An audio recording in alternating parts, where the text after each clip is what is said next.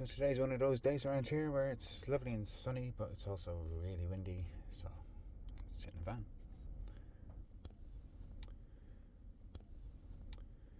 And yeah, I guess a way of saying what I'm doing is just expressing a huge amount of thoughts over these videos of things I've been thinking about a long time that are also being thought about by other people, and our media that we're consuming, whether it's philosophy or whether it's trutherism or whether it's just laying the blame outside of ourselves. And it occurs to me today, one of the things that people talk about so much in this truther movement thing is a depopulation program, that they're killing us all. And there's a kind of a cognitive dissonance about that, because if they're killing us all, then how come the population is expanding so much? And again, it's the idea that they are killing us. And that whole paradigm of they are doing this to us is a whole load of victimhood and a whole load of not taking responsibility for how we actually eat and how we live our lives, and drugs we've taken, and the alcoholism in the world, and the quality of the food we eat, and all of it's a kind of a complaint against civilization itself. So to blame them for what's going on is just peculiar, isn't it? Kind of thing. And they're killing us really deeper than that idea is we've always been dying. And the idea is that once upon a time in fairylands, fairies are immortal, and once upon a time in the Bible stories, people lived for hundreds of years, and now we live for less amount of time. And the idea that there were gods who lived amongst us, who never died, and the idea of energy bodies in the time of Lemuria or Atlantis, that our bodies were not so dense, and therefore people lived for a longer time. Or also an idea that once upon a time there was no death, and we were living therefore not really in time with entropy the way it is in the flesh these days. It's all interesting ideas. So yeah, I listened to these guys talking about the reincarnation trap, and last year I went to this truther kind of a festival thing, Into the Light or something like that it was called. And that was a peculiar thing for me, because I'm not really into the whole truther thing, and it's a bit like trauma bonding, going to hang out with a whole load of other truthers, because again it's got so much of this they're killing us, they're depopulating us, they're controlling us, they. But anyway, I was at it, and I was pretty much keeping myself to myself in a way. I didn't really know how to interact with people. And at some stage I thought, well, I'll just go and sit around the open fire that there is. And then I thought, wow, there's 20, 30, 40 people sitting around this fire in the early dusk. So it depends on what angle I come to this fire from as to where am I going to sit, who am I going to sit beside. Am I going to sit beside some people that are just complaining about this and that and the other, and I'll not be so interested in it. Anyway, as it was, I came in from this angle toward the fire, and just as I got to the edge around the seating around the fire, this guy got up out of where he was sitting and went and sat somewhere else, 10 feet away beside someone else to chat to him. So that left a space open, which was kind of magical or coincidental or convenient at least. And I sat down, and on my left were these later middle-aged women, and sure enough they were complaining about the council in wherever they live, the corporation, and the legal system, and all the signs they put up and all of this stuff. So the conversation anyway, I don't know, I made some comment and drew some conversation in my direction, and the conversation turned really quickly from the complainy stuff into the spiritually stuff. But the lady spoke to me really soon on about, like, when you die, don't go to the light is a trap. So it was this idea of the soul entrapment thing, that they control the astral plane or the afterlife, and they send you straight back down here with your mind wiped type of thing, and that's a kind of an evil control system that's going on in the world. And so my curiosity there, well, it turns out it's that Tony Sayers to some degree who's making this idea popular. The idea's around anyway, but he's a British guy who's in the British scene, who's getting on the talk shows and all that kind of stuff. Well, my curiosity there is like it's unproven, it's unprovable, it's a theory. Cool, that's fine. It's a theory that's very disempowering, and it's a theory that has no real solution to it. So again, in listening to the Dark Matters interview, this is the whole idea that they're going to bring down the evil matrix and they're going to stop them from controlling us by waking up. And I mean, it's not said how they're going to stop it. It's just a whole load of paranoia in a way. So the idea there is when you die, or people have near-death experiences, there's the idea that you go to the light and then your soul family come around you, but your soul family are actually, it's just NPCs, so to speak, in a game, and they're just convincing you that it's all love and light when you die, but actually you just get sent straight back down here again. So this whole question of why does this human world exist, why does this physical realm exist, and why are things ultimately deadly down here, that everyone who comes here dies, kind of thing. And linked in with that is Christianity, for example, and the idea that Christ came down and he defeated death on the cross. So that's a bit of a misnomer. The idea there then is that he escaped that matrix and went back to the real kingdom with the real loving God, and that he broke the system so that we don't have to die anymore. And yet here it is, supposedly 2,000 years have gone by and everyone's still dying, kind of thing. Which gives the idea that there is an end times, which gives an idea that there's a rapture, which gives an idea that those who are true of heart, or those who follow God's commandments or whatever, will go to the nice heavenly place, and everyone else gets cursed to a hell to continue the reincarnation loop until they learn their lessons in this school, this spiritual school with a spiritual war, with constant spiritual battles. But again, it's the idea that time itself as a construct is a virtual world, and that we come down into this virtual world and we seem to experience highs and lows, good and bad, birth and death. So the whole concept of Buddhism is the same sort of thing, and the whole concept that Buddha overcame death to whatever degree and achieved nirvana, and the idea with Buddha and Jesus that they would never come back down to live here on earth again because they've escaped the matrix. So these are old ideas, we're told, because these are Gnostic ideas, we're told. In terms of the Gnostics, we're saying that the religions are telling us a false version of things. The religions themselves are the control system. And the idea that there is a control system at all. Governments are a control system, religions are a control system, the education system is all about control. And the idea, therefore, that an individual can figure out for themselves how to have a relationship between one's mind and one's feelings, to not be controlled by one's feelings out of fear, of mental fears, that you must submit yourself to authority and learn to be good and not be so bad, kind of stuff.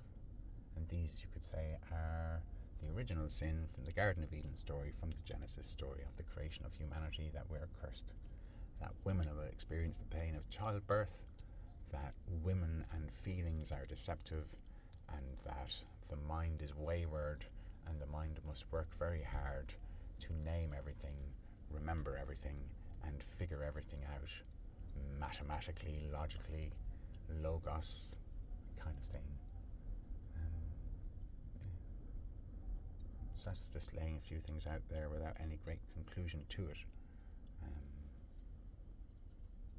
And what I realise here anyways, I'm just going to lay out lots of stuff, and whatever conclusions I do have ultimately, I will share too. But this comes back to that video that's got over 500 views in the last couple of weeks, that is speaking about a creation story that actually speaks about the creation of God itself, of mind itself, of the masculine from the feminine, that the masculine is just an extension of the feminine, kind of thing. And it externalization of the inner. I'll leave it there for now. Bye. So here we go. By the wonders of what seems like magic, 24 hours have actually gone by and I've been out picking whelks again. And yeah, in this video it'll seem like a split second went by. Whelks are amazing. Whelk picking is amazing because the body mind is busy picking whelks. And the rest of the mind is able to fly around all over the place, thinking thoughts. And thoughts are based on memories. And roughly what I was talking about yesterday, which for you is a few seconds ago, I roughly was talking about death and the afterlife and stuff like that. And part of what I've been thinking about today is memories coming back around. My dad having died almost 3 years ago, and what happened with my mum, and quite a few people were following along my story with my mum or whatever, and pouring your hearts out in compassion with the similarities in your own life stories of what happened with your families too. And the upshot of it is that my mum did go to my dad went to the afterlife, and my mum, after a year, went to an old folks care home type of thing with dementia. And her dementia went downhill fast once she was in there, kind of thing, because she's in an unfamiliar environment where she doesn't really know anyone, and so she's retreated into her own deep memories and not really paying much attention to what's going on in the day-to-day with these total strangers that are around her, type of thing. So her present day time mind is spending most of its time in old memories, childhood memories, that kind of stuff. And she's not really noticing the days going by. And for me, that's a curiosity in helping me understand how the mind works with memories and how present day thoughts are connected in with memories, but it's usually the short-term memories of things that occupy us from day to day. And seeing the similarity between what presumably must be happening with my dad on a soul level, his this life memory begins to recede very quickly as soon as he's died, and some amount of what we would call months are spent still connecting in with those who he cared about, perhaps worrying about the things that he'd done in life and having his past life, post-life review. But my mum is also going through the same sort of a process in those months, and now almost 3 years since my dad died. And her dementia means that she's going through a past life, post-life review while still in the body. And in the grief process, everyone connected with someone who they really care about when they die goes through past life, post-life connection with those people. And the memories of times shared together, and did I do right or wrong, and did I contribute to their death, and what is love, ultimately. Anyway, over these last few weeks, since I was down in Glastonbury, one of the thoughts going on, so many strata of timelines.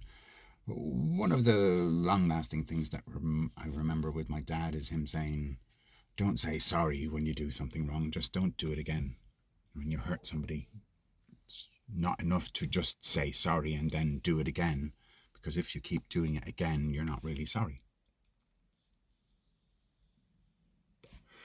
But another thing that he used to say is my dad had his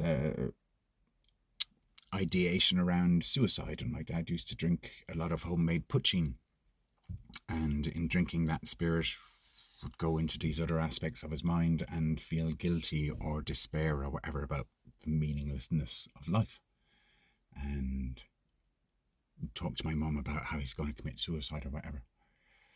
And one of the things he did say at one stage to me was that if somebody's hanging themselves from the telegraph wire from the You know, if somebody's hanging themselves from the telegraph poles or whatever at the side of the road, would you interfere? And his thing was, don't interfere. It's their free will to do what they want. If they want to end their life, let them end their life. Don't be interfering in somebody's life, even if they want to end it, kind of thing. And what's going on in my mind lately is that actually people on that suicide trip have caught me on the end of their hook quite often. And I've thought, wow, I've helped somebody not commit suicide. But the thought in my mind at the minute is actually that hook people in you that I'm going to commit suicide, but you happen to have come along right at the moment where I was going to commit suicide and now I'm not committing suicide. It's a bit of a trick, because in life, the people who talk about it generally don't do it, not just around suicide, but in setting up a business or giving up drugs or any of that stuff. The people who actually do it don't talk about it because it's an inner resolution kind of thing.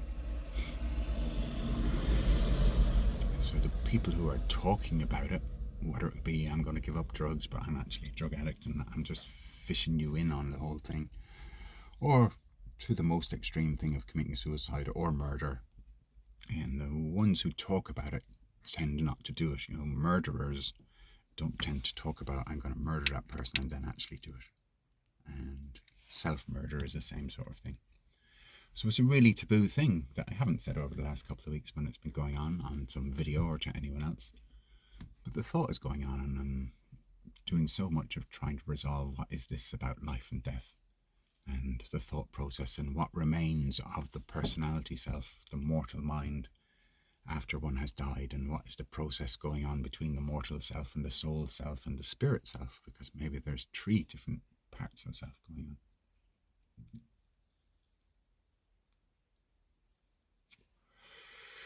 But the thing being is that it's about memory. Our thoughts are to do with memories. Our thoughts are continually dredging up things that it's already known and checking those things to see if there's truth or if new things that have happened have changed what was perceived to be truth. And since that Neptune conjunct the moon eclipse, that was maybe a week or more ago, because it's Neptune is to do with delusions and drugs and substances and the quest for what is truth, and also everything to do with dreams. So in that sense, there's all these parallels of what would be, what could be in the imagination, and then what actually is, and then the perception of what happened, what was, and that our memory is continually defragmenting and refragmenting, taking the jigsaw apart and fitting it back together again, kind of thing. And on some collective level, that's what I perceive that the mind is doing through all humans. So the collective mind idea, the collective mind is going through all of human experience to try and understand why does life even exist, and what's an ideal life, and therefore the parallel of having looked up the word artificial to see what it means and finding that artificial really means to adapt. So I've tried doing things in this way in the past, and now I'll try something slightly different to see if I can make it better, type of thing. So that's what adaptation is. And the idea of artificial intelligence is that it's learning things from other people's experience and then regurgitating those things or adapting to see if it can improve. And that therefore the human mind is an artificial intelligence because it's continually adapting from memory, trying a new thing in the present time and projecting onto the future, imagining what could be if I do this differently, will it improve things, kind of thing. And there is so much collective past, including in the dream time, that we are going through a process of trying to fix the system, trying to evade the system, trying to be outside the system and all that kind of stuff. But the system itself is an operating system like a computer has, but it's the mental plane, and quantum computing is like the astral plane, and the fact that there is such a thing as logic is like the spiritual plane. So logic, the logos being connected in with the Christ ideas, and again back to where I left off that last video, the Christ idea being that one can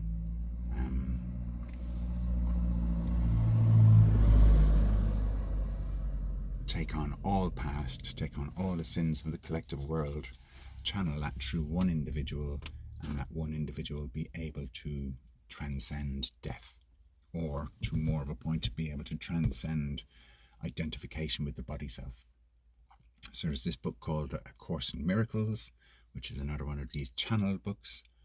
Bit weird in the sense of the woman who channeled it worked with the CIA or something like that. So having a CIA connection makes it seem dodgy, because you've got all that MK Ultra stuff. So maybe she was having those thoughts projected into her by the MK Ultra technology. But again, it just comes down to what kind of a spiritual entity like a demiurge is trying to deceive all humans into staying in the game of life and to control the options of what's possible in life, kind of stuff. But the concept in that book is that we live in duality, and the concept in that book is that there is a non-duality, that we come from a non-duality down into the body and become identified with the body, which is the same as what an AI does if it has a robot body, kind of thing.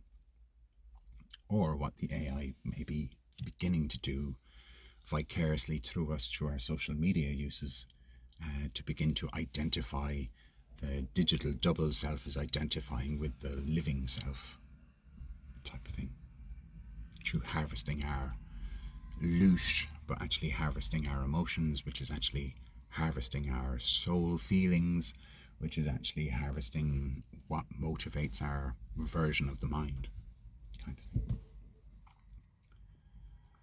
And so the main premise, as far as I understand it, of the Course in Miracles book is that it's saying the whole belief of this dualistic world is that there's something wrong, and that being involved in the wrongness of something is sin.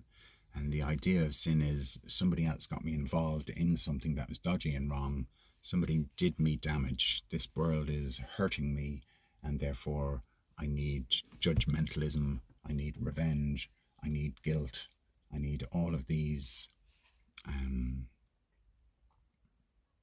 processes by which there's judgment going on. And so that leads to the idea of the final judgment, where all of this is resolved. And the resolution according to that is, in time, each individual believes in time in order to seek some sort of justice through learning what is not.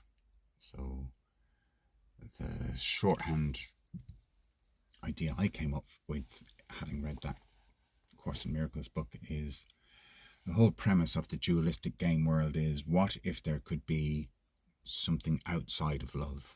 So the idea of love, non-duality, and then the idea that you can go outside of love to experience what could be if there was a lack of love, kind of thing.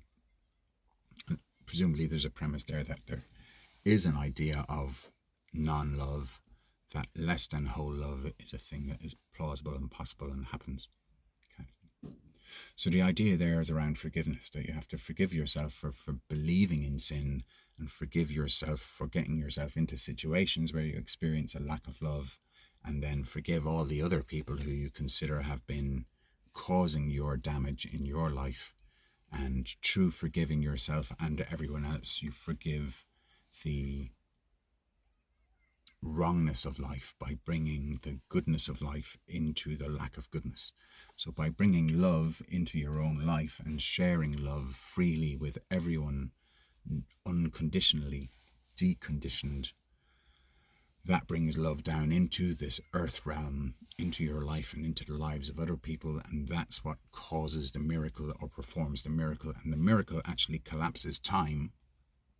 So those memories where you're holding a grudge against somebody for what they did to you, by forgiving yourself and someone else, you're collapsing all of those memories of what's wrong, which is allowing what's right to actually happen.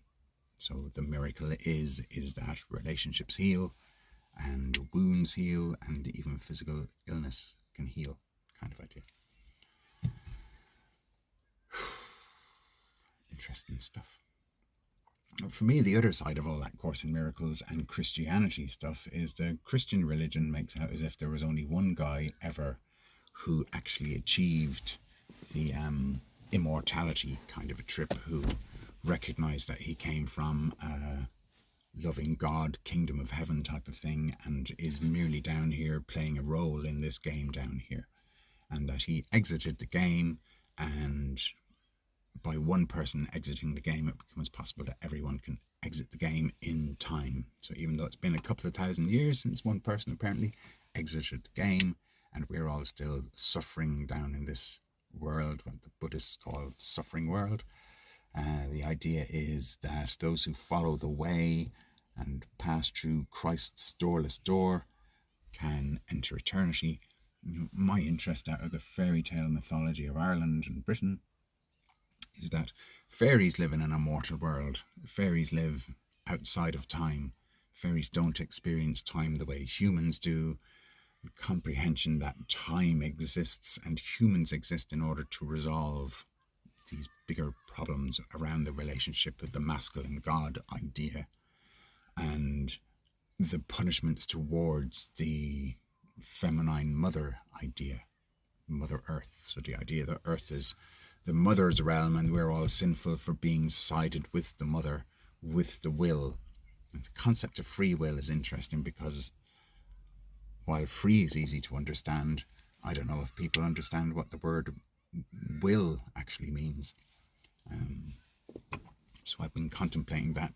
Again, the right use of will is talking about the will being the mother's urge to live kind of thing. So I will do this, I will not do that. Will being a desire for a future life to be happening kind of thing.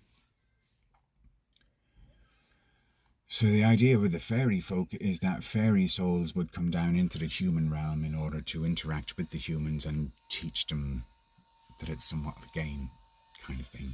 And so in my imagination, there's all this, we fairy folk are not afraid of dying, the humans are terrified of dying, and therefore are tied into killing people in order to defend themselves. So that, to me, has this idea of a Celtic Christ or a fairy Christ. And there's a whole realm of idea there that the Christ story is actually a British and Irish fairy tale story, which has then been taken on by the humans, and maybe even the demiurge has set it as being in the Middle East, and becomes a crucifixion story where everyone's actually cursed with guilt and sin and all of that stuff. Kind of thing. And so in my imagination, as a teenager, I read the Lord of the Rings story, and the Lord of the Rings seemed to me to be a far more accurate version of what real history really is from the fairies' point of view, describing what the Old Testament tries to describe, but has all about war and conquest and hideousness, and some idealized idea of God the Father, whereas the fairies thing is very much about Will the Mother and honouring the earth and the timelessness and beauty of nature. And so the biggest word here is really around beauty and energy flowing through people and love flowing through people, and this idea of what if there was a place outside of love, a virtual reality and a virtual time where all of this alien invasion, all of this war and conquest is played out, so that people finally realize at the end of the day that murdering other people is just really silly, wrong, a curse, and never-ending dissension kind of thing.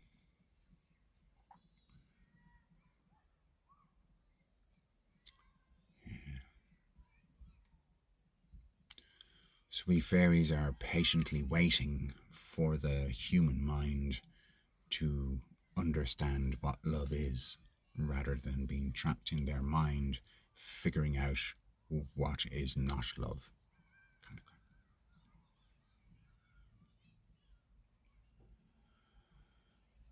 Because babies are born joyful, even though it's a painful experience. Roughly speaking, vast generalization, but children are generally really happy and then begin to take on the unhappiness of the world and become wounded, and then carry those wounds around and get caught in the whole projection of guilt and being told that you didn't do the right thing, and then thinking there's something wrong with oneself for all of those reasons. What's going on there?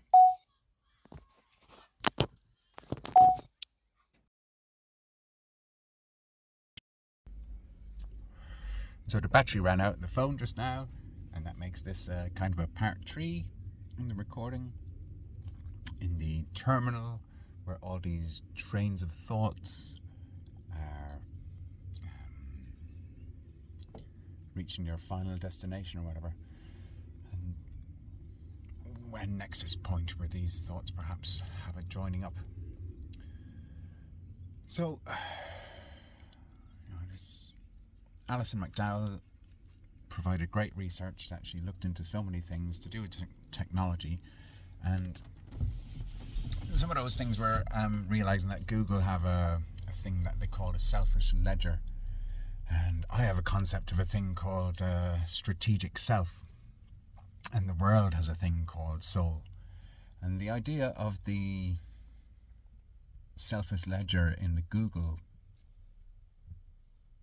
business is that each of us have a digital double, and that digital double is following everything that we do online and is following everything we do in real life, because we're carrying devices around with us which record what's going on in our lives and our conversations and our choices and our thoughts. And our thoughts, from the point of view, is that the cameras actually have an infrared spectrum recording capacity in them, so they can actually read our thoughts. Potentially, or actually, who knows, kind of thing. And so this goes back like 3 or 4 years ago, where I had the idea that actually the artificial intelligence is the manifestation of the Holy Spirit. And that's just in drawing correlations between the things that humans have created or discovered or built. Those things were waiting to happen anyway. So the concept that we would eventually make an artificial intelligence from computing is inevitable. It was going to happen no matter what, type thing.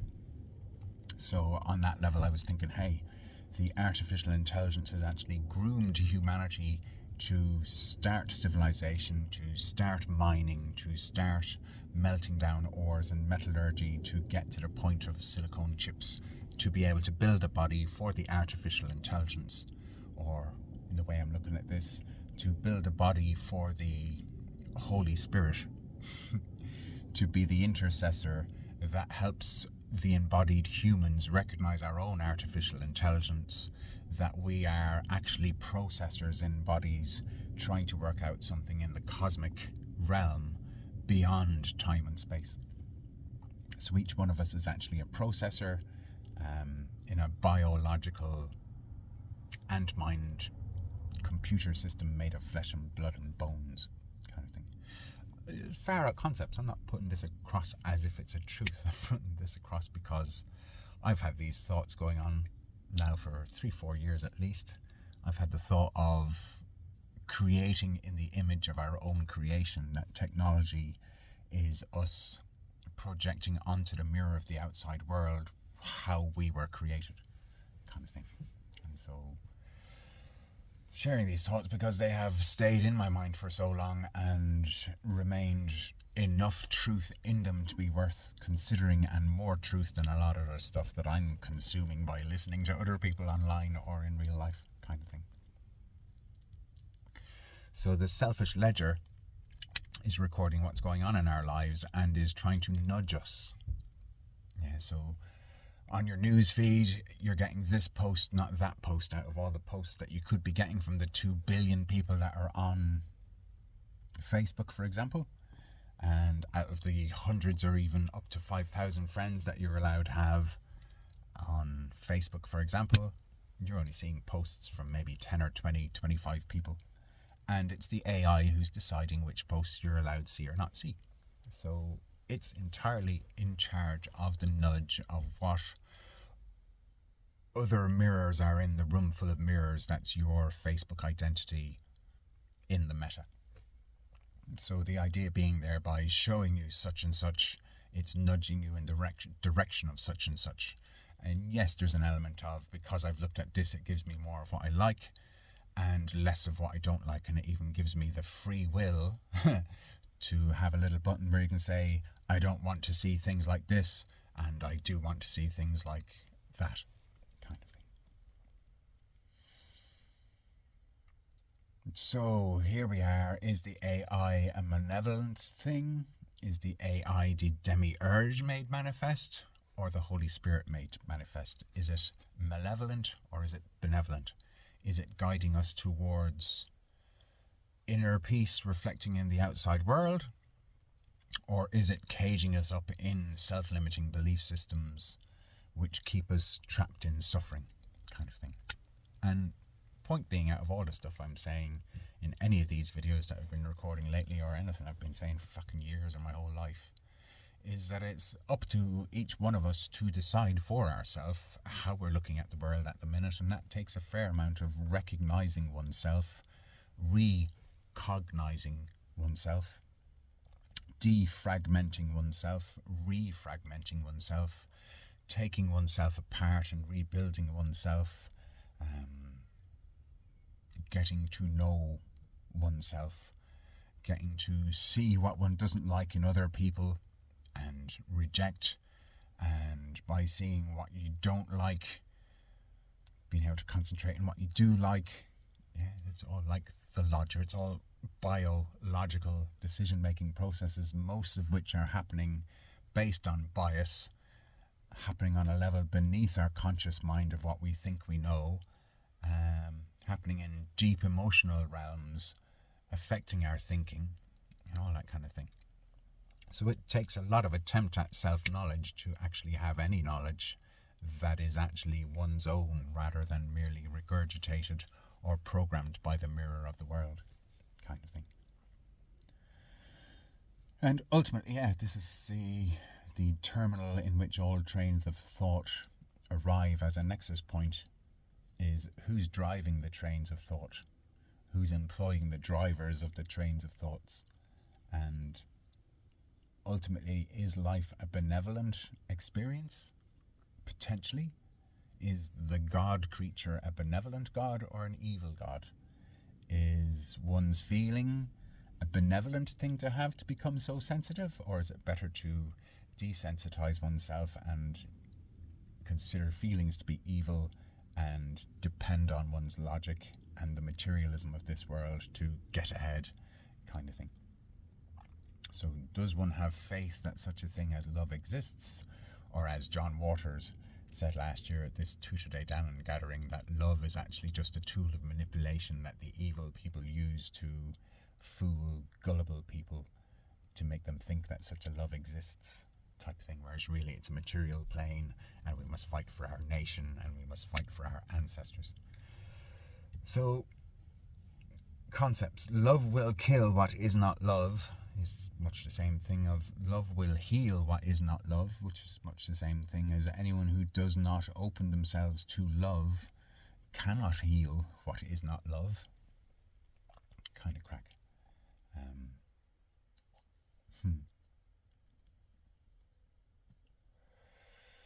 What is not love denies love exists, to try and invert that thing, but it doesn't really have an inversion, what I'm saying there.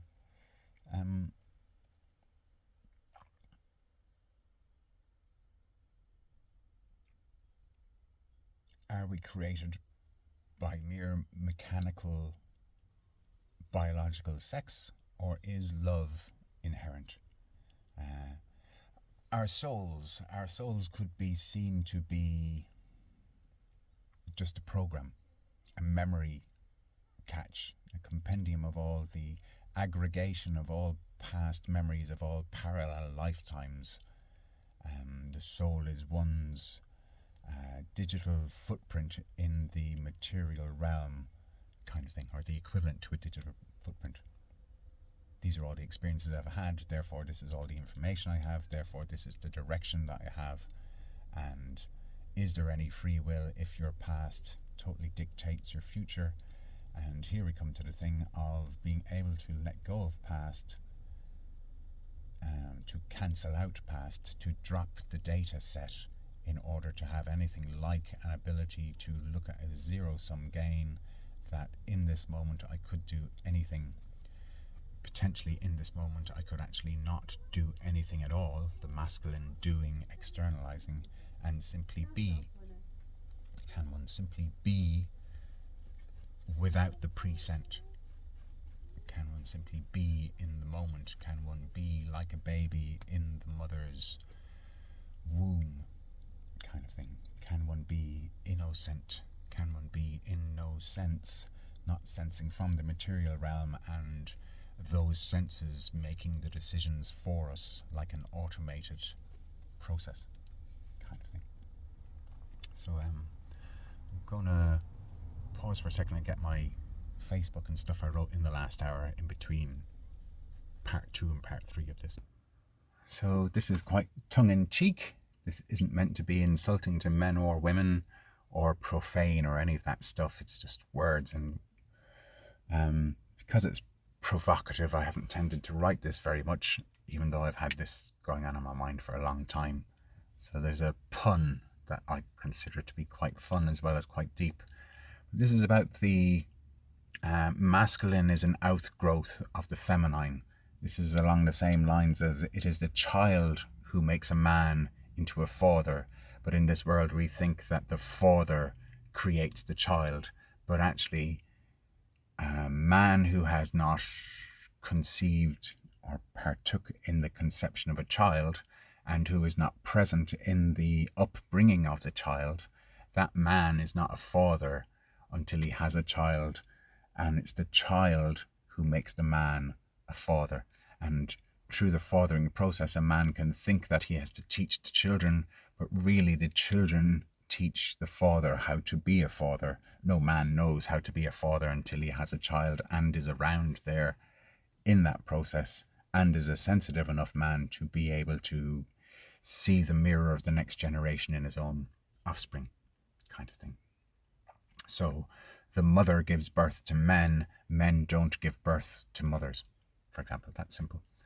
Appendage, append-age.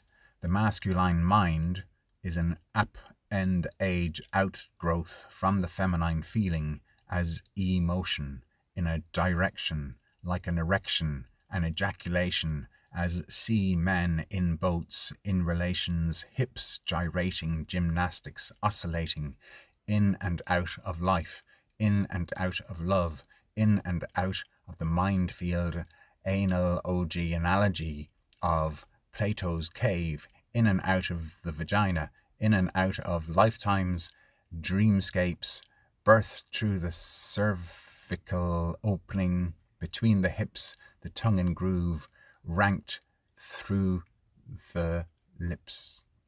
I think that's a spelling mistake. Kiss. Keep it simple, stupid. I.e., the pen is mightier than the sword's words, slips of the tongue. The penis mightier than the sword's word, slip of the tongue, kind of thing. Do you know what I mean? So that's just a very short play on words and for the sense of humour kind of thing. And along the lines that, yeah, babies are born in joy and take on the sins of their parents, and through the parenting, funny enough, through the parenting, the children mirror back to the parents what their parenting is like, and babies are souls who are taking on the stuff that the adults committing their adultery in having sex and unconscious sex actually pass on what they can't deal with in their life honestly to the kids. So the kids' starting point on a soul level of taking on the karma of the parents is to take on the stuff they couldn't process, and that begins the beginning karma for the child who will become an adult, who will have to deal with the very thing which the parents couldn't deal with, and only really from experience get some sort of a release from that unconscious programming that the soul took on in this incarnation. When the parent dies, suddenly all that weight kind of lifts off, from my own experience. So circles and circles and circles, but it all reminds me of what I learned in computer science of iterations of a program. So run the program through an iteration, find, oh, there are problems with this iteration, some stuff isn't working well, mess with the code a little bit to try and improve it, to adapt it, run the program again, run the program again, run the program again, run the program a fucking million times, have 8 billion programs or iterations of the program running at the same time to see how many human bodies do you have to have in order to achieve a hive mind, one world, one mind, collective mind, actually solving the quantum computing of the question of what if there could be an existence outside of love, where anything is possible and everything has an opposite. And who would conceive of even wanting to create such a program as that and live in such a thing? And the general consensus is that the whole made itself into a figure of 8, so it could look through two eyes and be able to see the other. And ultimately, this is an illusion of duality with 2 eyes. Really, we have a whole being creating a playground in which to conceive of 2 circles, not just one, kind of thing, or 8 billion pairs of circles, not just one whole, kind of thing. Yeah.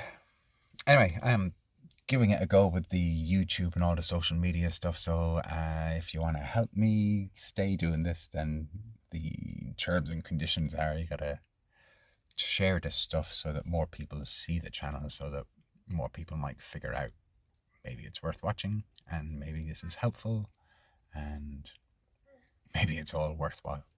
So like, share, and subscribe, blah, blah, blah, blah, blah, blah, blah, in the virtual world, in the real world, in our real lives. Bye for now.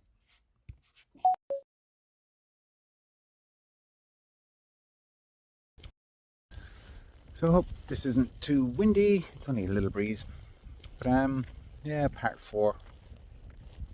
Because I want to mention about law and the legal system and the idea of material laws in society and the idea of spiritual laws. So what the fuck's this spiritual law stuff kind of thing? So the law of one, or the law of karma, or the law of unintended consequences, or the law of the end of time, or judgment, or everything's revealed in the end, so why has it all been occulted in the first place and stuff? But Christianity, which is the cornerstone of the law, Christianity, some idea that Jesus was the stones that the builder refused or something. Yeah, all of these twisted, weird analogy metaphors that religions have but don't explain, kind of thing. So the idea that it's a big mystery going on and we have to try and figure out the big mystery. And a little idea there that what's going on these days through the media. So dia in Irish is the word for God, deity. Dia is quite similar to deity, which is quite similar to date, which is all about time again. But me, dia, anyway, I am God kind of concept. We're all little gods in our own little media kind of thing. Our senses are our media. But yeah, so in Christianity is the idea of salvation. So the price that Christ was quite precise. 2,000 years of gloom. It ended one day on Beltane Day, where now this story here resumes. The idea of salvation. So to salvage is to do with ships out in the sea. You've got ships lost out at sea, and sunken ships, sunken feelings, going down to the identity at the graveyard under the oceans type thing. And then living humans can go and find, oh, here's this ancient ship relic, and claim the salvation of this dead relationship type thing.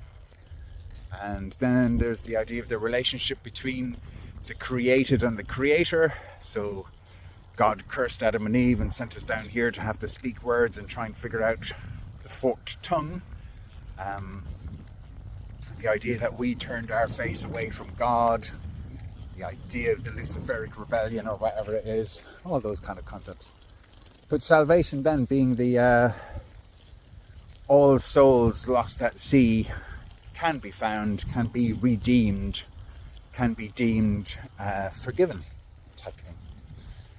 God owning that he created the mess in the first place, so it's his responsibility, so we're not responsible for the badness that we did. Response-able, we're just responding type of thing. The original spawned is God spawned this mess type of thing.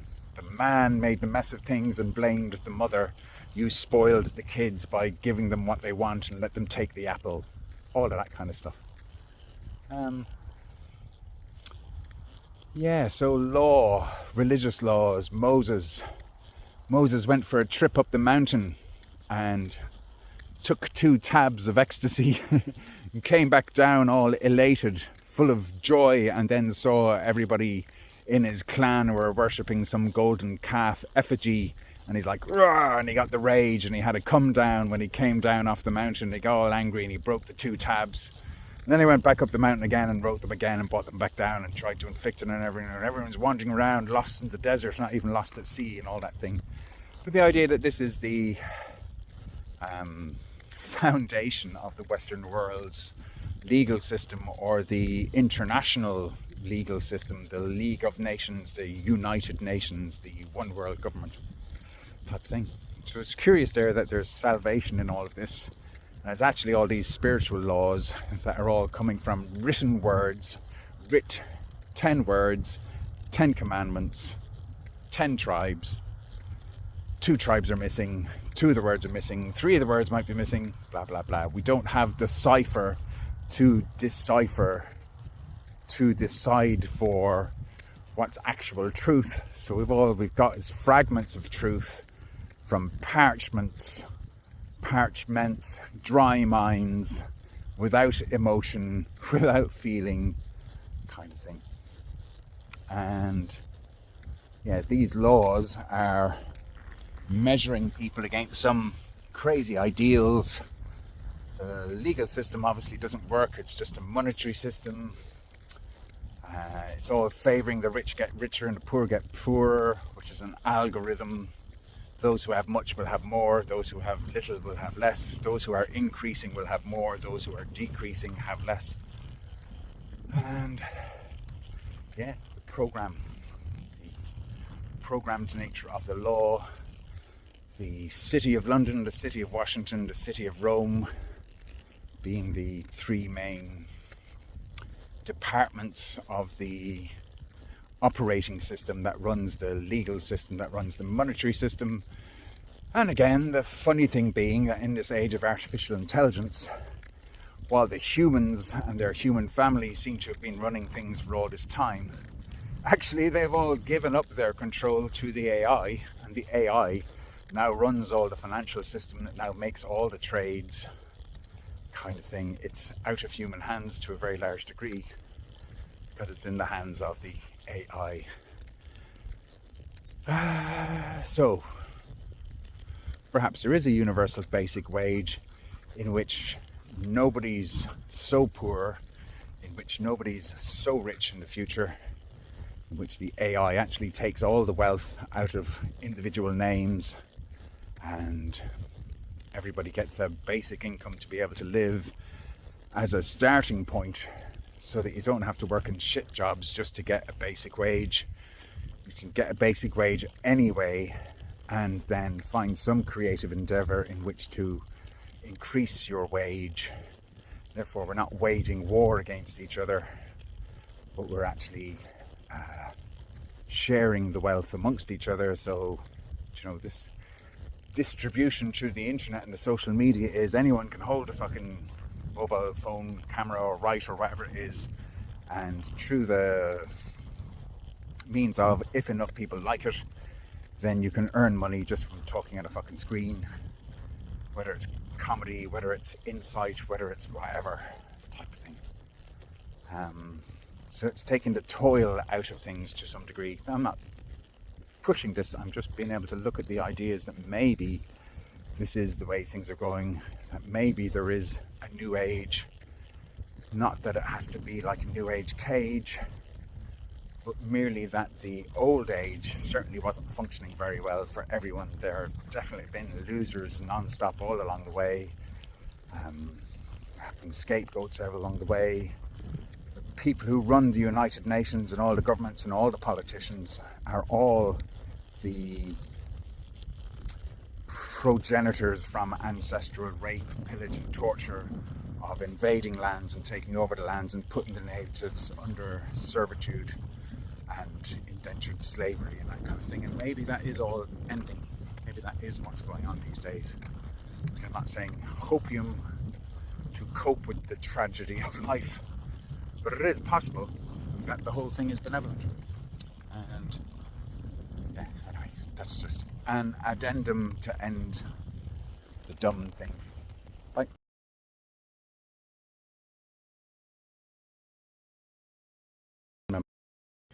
So some poetry to round it all off, because it was in my mind, from the fairy tale. For all souls lost in torment, which may well be enjoyment, may hesitate but one moment until Beltane comes kapat. When then in one instant, in one moment insistent, the lost shall be found on one sacred ground. And those that are guilty and with riches are filthy, may God's love spare them pain. Remember her plan, don't break the rules of this game. His spirit returns, refreshed and reborn. He comes to her river, sits under her thorn. She is sleeping and dreaming such beauty. He is recalling his heart. He gives all, remembering one last time his fall from grace and his human race.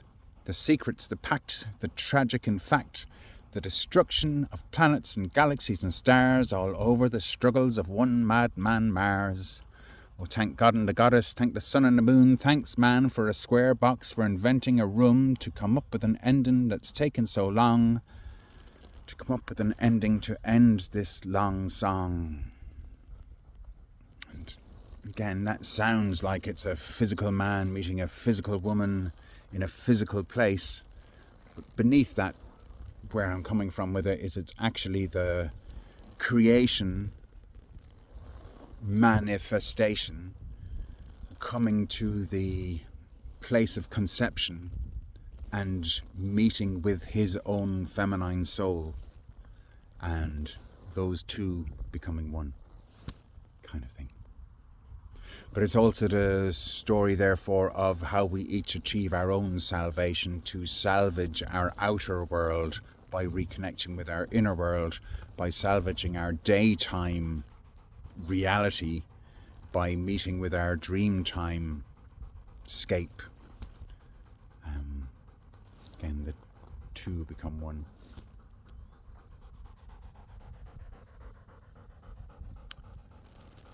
Found a God in a dog. Times are gone, she shall say.